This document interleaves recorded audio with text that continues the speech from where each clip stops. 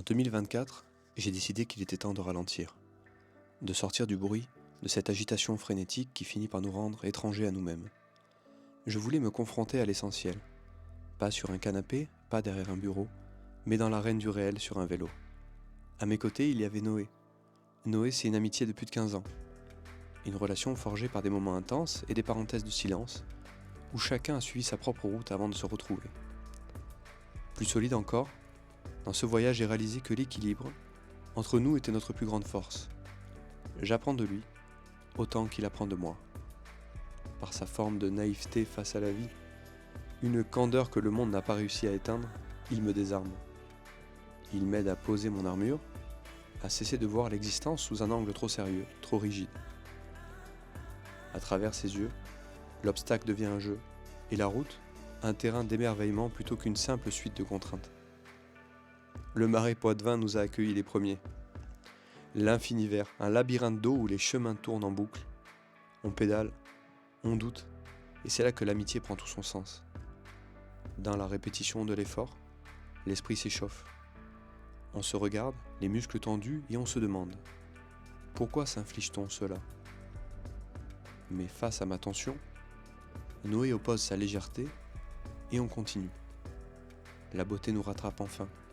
L'eau calme, les écluses silencieuses, et ce sentiment d'être exactement là où nous devions être.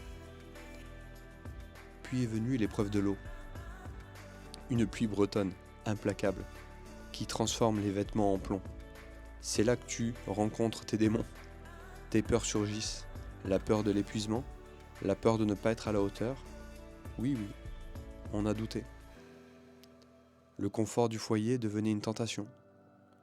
Mais abandonner ? Jamais. À vélo, l'abandon c'est un luxe, qu'on ne s'offre pas quand on est deux.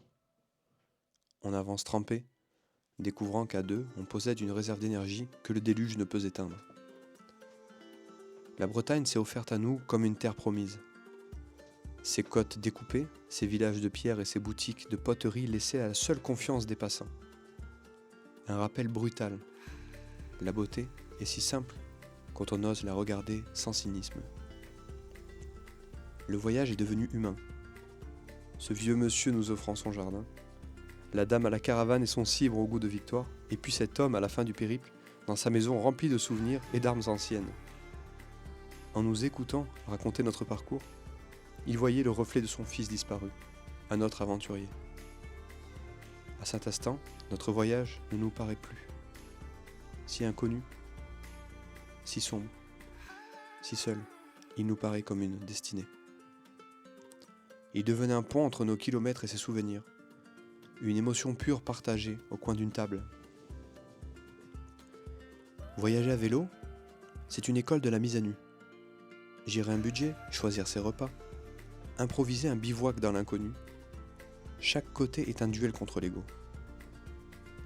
Mais au-delà de la brûlure des jambes, il y a cette joie sauvage de partager le silence après 15 ans de vie, de rire de nos misères sous la tente, de se regarder et de savoir, on n'a pas lâché. 15 ans d'amitié forgée, dans 1,50 m de tente. De Jonzac à Morlaix, ce n'était qu'un prologue, le début d'un projet plus vaste. Ce voyage ne nous a pas donné toutes les réponses, mais il a ancré une certitude. Peu importe la pluie, peu importe la gravité des jours, il faut savoir garder cette part de naïveté pour ne pas oublier de vivre. Chaque goutte de pluie, chaque rencontre, chaque éclat de rire de Noé face à l'adversité bâtit quelque chose de plus grand que nous avions déjà au fond de nous. Une odyssée, une histoire de 15 ans d'amitié gravée dans le bitume, et ce n'est que le début de plusieurs aventures.